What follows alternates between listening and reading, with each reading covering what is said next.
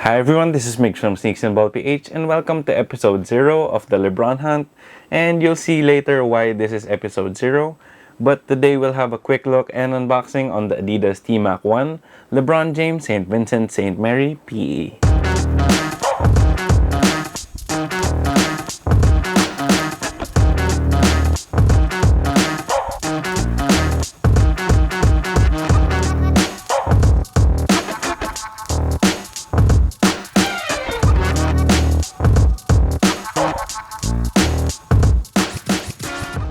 So to start things off, I did put a vote up for if you wanted the LeBron Hunt or a continuation of the Jordan Hunt. So the votes were exactly even. So I decided that I will be going back and forth between the LeBron Hunt and Jordan Hunt.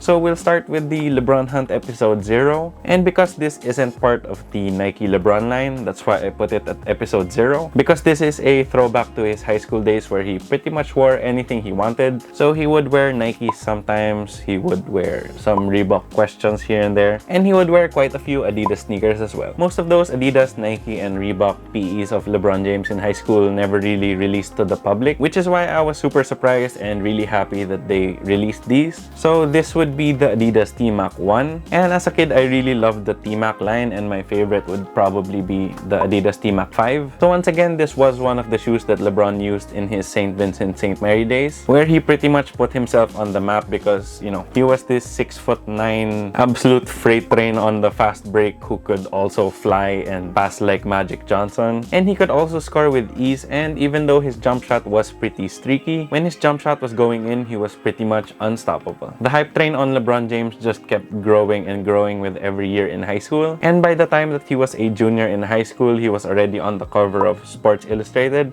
and he was already being dubbed the chosen one. And I think it's safe to say, even though he was super hyped up as a high schooler, that he's pretty much lived up to it. I mean, just look at the guy, he's still in the playoffs right now, and that's just insane when you think about how, you know, he was wearing the T-Mac 1s in 2002, and now we're already on the LeBron 17 with Nike in his 17th NBA season. Then with that out of the way, let's get into the unboxing. So the Adidas T-Mac 1 in the LeBron James PE had a different box when it released way back when, but now it does have a standard Adidas box, which is pretty much black all the way around with Adidas branding on all sides of the box. Then here on this side, you do have your sizing and colorway information. Then now time to take these out of the box. So you do have your standard style lid and some pretty plain paper, and woo, this really brings me way back to the time when I really loved the T-Mac shoes.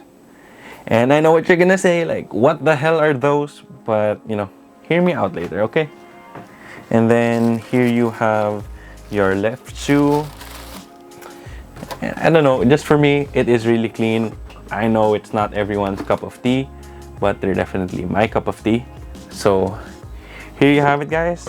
This is the Adidas T-Mac 1 LeBron James St. Vincent-St. Mary PE. Then just a few quick tech specs on the T-Mac 1s. On the outsole, you do have this herringbone traction pattern, and it's pretty much all throughout the bottom of the shoe, except for here in the middle of the heel where you do have these lines. Herringbone is one of those tried and true traction patterns, and from just trying these out at home, they do stick really well to the floor. And since these are an early 2000s basketball shoe, the rubber is pretty hard, so I think, you know, even if you use these outdoors, these would last you a really long time. However, one thing I found weird about the traction pattern or the outsole is that you have some lines here at the edges of the toe and this part of the forefoot, and it actually protrudes out a lot more than the herringbone traction pattern. So it's just weird because if you strike your foot this way, I think you might slip, but I'm not really sure about that because I haven't tried these out on court, but I will definitely try to do so pretty soon. Then for the cushion, it is pretty interesting because you do have a double last midsole, and what the double last midsole means is that the upper comes down and connects to the outsole, and that means that the midsole is actually inside of the upper, so to speak. And they don't really do this much anymore because it kind of restricts a little bit of the compression of the material. But compared to some other double last midsoles like the Foamposites, for example, the upper of these are a little bit on the softer side, so you can feel the foam a little bit from pressing on the outside. Then for the foam itself, the T-Mac 1s do feature Adiprene Plus, and Adiprene Plus is actually a pretty comfortable foam. However, they don't use it all the way. Normally you have another foam as a carrier, and then you have these sort of crash pads of Adiprene Plus either on the forefoot or the heel heel, or both. Of course, I will use these quite a bit more and try to use them on court just to check if the cushion breaks in. But as of the moment, the forefoot does feel pretty low to the ground and responsive while still having a little bit of comfort. Then for the materials, interestingly enough, you do have a rubber outsole, but you also have that same rubber coming up over the toe and making its way through this strip all the way to the lateral side of the midfoot. At first, I was worried that this whole rubber thing at the toe, being that it's a lot, it's pretty aggressive. I was concerned that it would make the toe really stiff, but it is actually pretty thin and you can pretty much flex the toe pretty well and you can press down on it and there really isn't much of a problem. Then for the rest of the forefoot, you do have this perforated white leather, and this is pretty much the only ventilation you have on the shoe, because for the midfoot and the back half of the shoe, you have this solid white leather that is pretty thick and it's pretty premium feeling given that it is synthetic. You also have some stitching here on the 3 stripes on the lateral and medial side, and some more stitching here on the tip of the tongue as well as the heel. Then for the tongue, it is predominantly this thin neoprene with some synthetic leather here at the top. Then lastly, you have some regular flat laces as well as this mesh sock liner. Then for fit and sizing, I did go down half a size and it fit me perfectly well. Once again, the sizing of Adidas is pretty much all over the place, but for most of their basketball shoes, they do run half a size big. So what I would recommend is that if you have a normal width foot or a narrow width foot, then you should definitely go down half a size. The leather is pretty soft and will definitely get softer over time, but if you are a wide footer, I would definitely recommend that you go true to size, because I think that this rubber piece would definitely kill your big toe if you do have a wide foot. Then for the aesthetic details, this is LeBron's St. Vincent-St. Mary PE, which is why it features the team colors of white, green, and gold.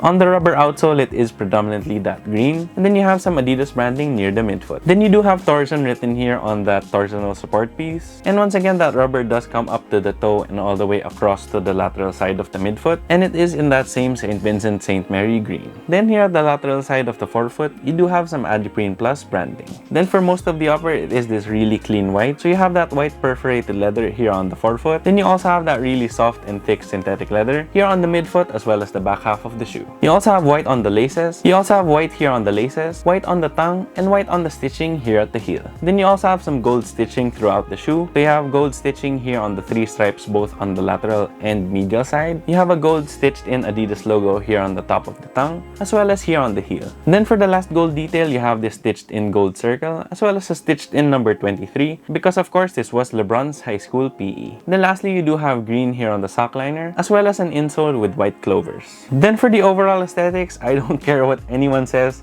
but I really like these. I know they look a bit alien and they look weird, especially with that toe cap, but this definitely reminds me of my childhood and the early 2000s Adidas, which I admit were very quirky because you not only had the T-Macs that looked a bit weird, but you also had the Adidas Kobe's, and those looked even weirder than these. But it definitely brings me back and I appreciate that Adidas released these again. Of course, this isn't everybody's cup of tea, and even though I would love wearing these on the court, I'm not really sure if even I could rock these off court, but you never know, I might be crazy enough to try. It does look pretty clean with this white, green, and gold. I also really like that even though it is a relatively heavier shoe than what we have today, it looks super low to the ground because of that double last midsole, which really hides the entire midsole, making it look a little bit more sleek than it otherwise would have been. However, of course, I do understand if not a lot of people like this shoe the way I do, so please sound off in the comment section down below what your thoughts on the T-Mac ones are. And also sound off in the comment section down below if you like this particular colorway